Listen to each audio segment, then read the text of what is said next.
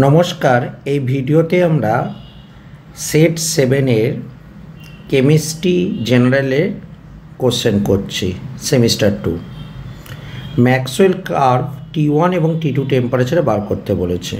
তাহলে ম্যাক্সওয়েল কার্ভে এই জায়গাটা কি থাকে 1/n dNc/dc আর এই দিকে থাকে c।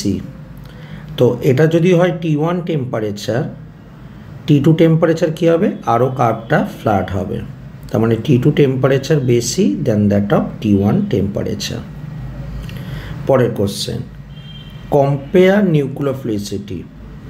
নিউক্লিওফিলিসিটি দ্বিতীয়টার বেশি হবে কারণ HO এটা মাইনাস কিন্তু দেখো এর লোন পেয়ার আছে। কোনো নেগেটিভ চার্জের পাশে যদি লোন পেয়ার থাকে সেটা হলো আলফা এফেক্ট, ঠিক আছে।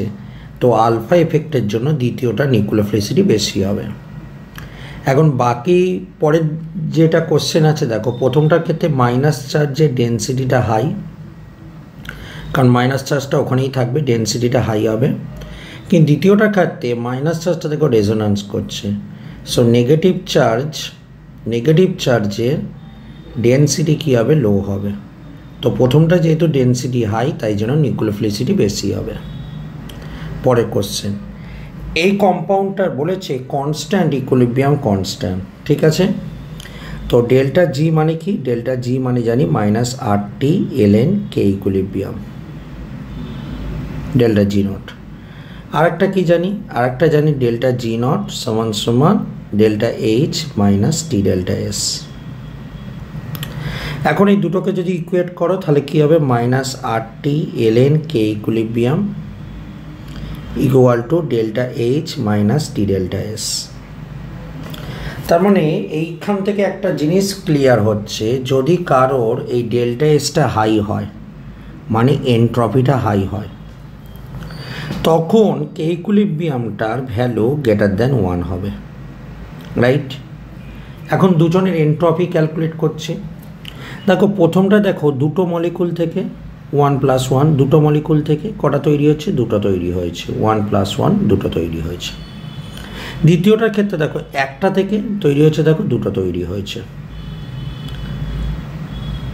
তার মানে দ্বিতীয়টার ক্ষেত্রে বলতে পারি এনট্রপিটা পজিটিভ হবে, কারণ এনট্রপিটা বাড়ছে, নাম্বার অফ মলিকুলস বাড়ছে, নাম্বার অফ মলিকুলস বাড়লে তাদের র্যান্ডামনেস বাড়ে, আর র্যান্ডামনেস বাড়লে তাদের এনট্রপি বাড়ে। তাই দ্বিতীয়টার ক্ষেত্রে এনট্রপিটা বেশি, তার মানে ডেল্টা এসটা এটা দ্বিতীয়টার ক্ষেত্রে হাই হবে, এবং ডেল্টা এসটা হাই মানে বলতে পারি কে ইকুইলিব্রিয়াম গ্রেটার দ্যান 1 হবে। তো ইকুইলিব্রিয়াম কনস্ট্যান্ট কার বেশি হবে, ইকুইলিব্রিয়াম কনস্ট্যান্ট দ্বিতীয় রিয়াকশানটার ক্ষেত্রে বেশি হবে, কারণ রিয়াকশানে নাম্বার অফ পার্টিকেল ইনক্রিজ করছে বলে। পরেরটায় আসছি, বলেছে draw energy profile diagram sulphonation reaction of benzene. তো বেনজিন এর সালফোনেশন করব। তো সালফোনেশন কী দেওয়া হয় SO3H দিয়ে, এই যে SO3H প্রথমে এই বন্ডটা খুলে এইখানটা মারবে, এইটা উঠল, তাহলে উঠলে এখানে একটা ইন্টারমিডিয়েট ফর্ম করলো, ইন্টারমিডিয়েট ফর্ম করেছে, রাইট। এখন এই যে ইন্টারমিডিয়েটটা তৈরি করেছে তার মানে এখানে একটা ট্রানজিশন স্টেটের মধ্যে দিয়ে যাচ্ছে। প্রথম স্টেপটা হলো স্লো স্টেপ মানে রেট ডিটারমাইনিং স্টেপ। তারপরে কি হবে, যেখানে প্লাস চার্জ তার পাশের কার্বনে হাইড্রোজেনটা এখানে ব্যাক করবে, এবং ব্যাক করলে এই বন্ড এখানে একটা বন্ড হবে আর এটা SO3H হয়ে যাবে। এবং দ্বিতীয়টার ক্ষেত্রে অ্যারোমেটিক হচ্ছে, তার মানে এই রিয়াকশানটা কী হবে ফাস্ট হবে। তাহলে দুটো স্টেপের মধ্যে দিয়ে যাচ্ছে। দেখো এই যে রিয়াক্ট্যান্ট প্রথমটার ক্ষেত্রে কী হচ্ছে স্লো স্টেপ, তার মানে এই অ্যাক্টিভেশন এনার্জিটা অনেকটা হাই, আর দ্বিতীয়টার ক্ষেত্রে দেখো ফাস্ট হচ্ছে, তার মানে অ্যাক্টিভেশন এনার্জিটা কী হবে লো হবে, ঠিক আছে। এটা হলো রিয়াক্ট্যান্ট, ইন্টারমিডিয়েটের এনার্জি তার চেয়ে বেশি উপরে থাকবে, আর প্রোডাক্ট এটা এনার্জি আর একটা রিয়াকশান প্রোগ্রেস। তো আর প্রথমটার ক্ষেত্রে এটা হলো ট্রানজিশন স্টেট 1 আর পরেরটা এটা ট্রানজিশন স্টেট হলো 2। তো এই হলো তার এনার্জি প্রোফাইল ডায়াগ্রাম। পরে কোশ্চেন বলেছে এদের মধ্যে নিউক্লিওফিলিসিটি কার বেশি হবে। নিউক্লিওফিলিসিটি প্রথমটার ক্ষেত্রে বেশি হবে, দুটোই ক্লোরিন দিচ্ছে, কিন্তু দেখো এটার সাইজটা লার্জ সাইজ হলে কী হবে, এদের যে ল্যাটিসটা উইক হবে, কারণ ক্লোরিনের সাইজটা ছোট, বুঝেছ? ক্লোরিনের সাইজটা কী আছে? স্মল। আর এই Bu4n+ এটা হলো লার্জ। সো একটা লার্জের সঙ্গে একটা স্মলের যে ল্যাটিসটা উইক হবে, এবং ল্যাটিসটা উইক হলে কী হবে? Cl- ডোনেট করবে, এবং Cl- ইজিলি ভাবে ডোনেট করলে কী হবে? বেটার নিউক্লিওফাইল হবে। তাহলে এই দুটোর মধ্যে কোনটা বেটার নিউক্লিওফাইল? নিউক্লিওফিলিসিটি হবে প্রথমটার ক্ষেত্রে ক্লোরিন মাইনাসটা, মানে Cl-টা। তারপরে question, why lactic acid loses optical activity in presence of alkali. প্রথমে ল্যাকটিক অ্যাসিডের ছবিটা আঁকি। ল্যাকটিক অ্যাসিডের ছবিটা হলো CH3H OH C++OH। এবার যখন অ্যালকালি মিডিয়ামে রাখবে, মানে OH- কী করবে? এই হাইড্রোজেনটাকে নেবে, এই বন্ডটাকে এখানে তুলবে, এইখানটা নিয়ে আসবে। তার মানে এইখানে একটা টটোমারিজম করবে। এই যে কাজটা করলো, এটা প্লানার বানিয়ে দিল।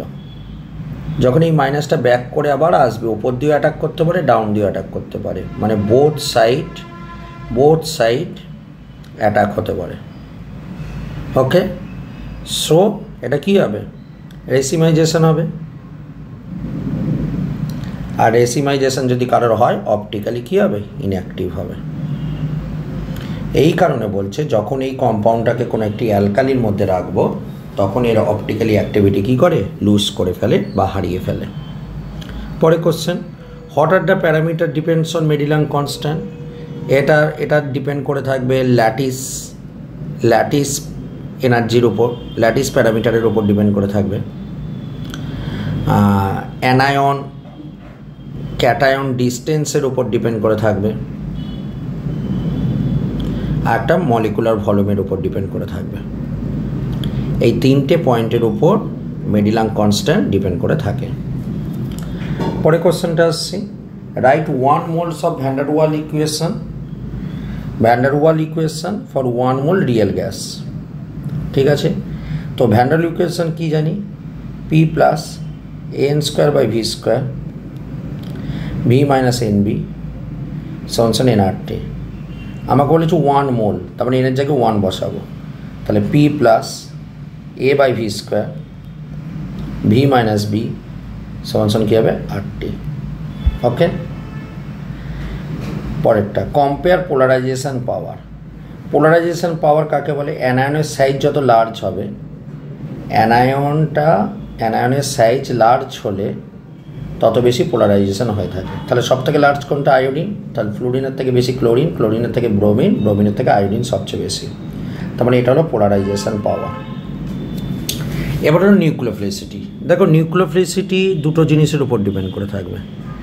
একটা হলো নন অ্যাকোয়াস বা গ্যাস ফেজে যত সাইজ ছোট হবে, তত নেগেটিভ চার্জের ডেন্সিটি বেশি, তত নিউক্লিওফিলিসিটি বেশি।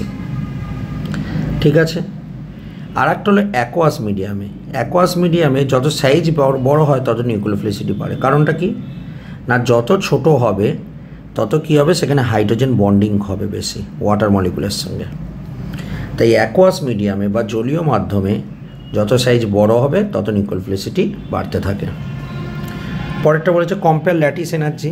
দেখো, প্রথমটা চার্জ কত? Na+, M-, এটা হলো Mg2+, M-। তা ল্যাটিস এনার্জি ফর্মুলা U0। এবার U0 ভ্যারিজাইজ কী হচ্ছে? Z+ × Z-। তাহলে প্রথমটার ক্ষেত্রে কত হবে? +1 × -1 সমান কত হচ্ছে? 1। দ্বিতীয়টার ক্ষেত্রে কী আছে? +2 - 1, তার মানে কত হচ্ছে? ভ্যালুটা কত পাচ্ছে? 2। তবে ল্যাটিস এনার্জি দ্বিতীয়টার ক্ষেত্রে বেশি হবে। পরে কোশ্চেনে আসি, জেডি আইসোমার বার করতে হবে। তো দেখো, হাইড্রোজেনে এই কার্বনের দুটো গ্রুপ আছে, ওপরে গ্রুপ, নিচে গ্রুপ। ওপরটা 1 নম্বর দেবো, হাইড্রোজেনটাকে 2 নম্বর দেবো। এখানে দেখো দুটো গ্রুপ আছে, একটা নিচে, ওপরে একটা হাইড্রোজেন। নিচেরটাকে 1 নম্বর দেবো, হাইড্রোজেনটাকে 2 নম্বর দেবো। তার মানে 1 নম্বরে থেকে দুটো গ্রুপ দেখো অপোজিট দিকে রয়েছে, তার মানে এটা হলো ই আইসোমার। এবার এই কার্বনটা দেখো, এটা 1, এটা 2। এই দিন নিচেরটা হবে 1, ওপরটা হবে 2, দেখো অপোজিটে রয়েছে, তার মানে এগেন এটা ই আইসোমার। এখানে দেখো, এটা হলো 1, নিচেরটা হলো 2, ওপরটা হলো 1, নিচেরটা হলো 2, সেম সাইডে রয়েছে, তার মানে হলো জেড আইসোমার। ক্লিয়ার? পরটা আসি, বলেছে কম্পেয়ার বয়েল টেম্পারেচার সেই টেম্পারেচার যখন রিয়েল গ্যাস আইডিয়াল গ্যাসের মতন বিহেভ করবে। তাহলে Boyle temperature real gas ideal গ্যাসের মতন বিহেভ করে। ঠিক আছে। ক্রিটিক্যাল টেম্পারেচার কি? ক্রিটিক্যাল টেম্পারেচার হলো সেই টেম্পারেচার যার অ্যাবোভে থাকলে তাকে গ্যাস বলবো, আর তার বিলোতে থাকলে তাকে ভেপার বলবো। তো এইটা হলো বয়েল টেম্পারেচার এবং ক্রিটিক্যাল টেম্পারেচারের মধ্যে ডিফারেন্স। আশা করব ভিডিওটা তোমাদের উপকারে আসবে। আরও কিছু কোশ্চেন নিয়ে আমরা পরবর্তী ভিডিওতে আসবো, তার জন্য ভালো করে প্র্যাকটিস করতে হবে। ধন্যবাদ।